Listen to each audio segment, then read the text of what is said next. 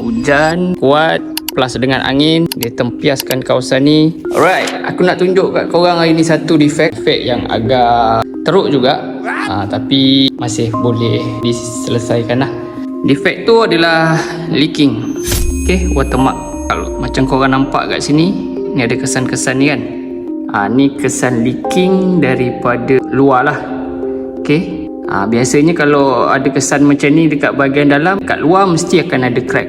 Bila ada crack dekat bahagian luar, hujan plus angin kuat, dia tempias kena dekat dinding yang crack dekat bahagian luar tu. So dia akan hasilkan defect ni lah. Okay, so contoh dia macam ni.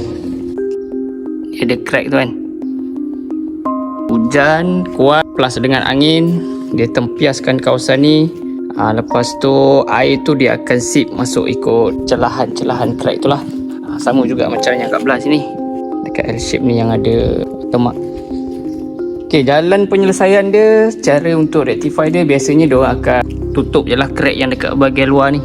Bila dia dah settlekan isu crack dekat bahagian luar ni, lepas tu diorang akan settlekan pula lah yang defect bahagian dalam ni. Bila dia dah tutup crack dekat bahagian luar tu, insyaAllah bila hujan tempias kena dekat belah luar tu, dia takkan ada kesan watermark macam ni.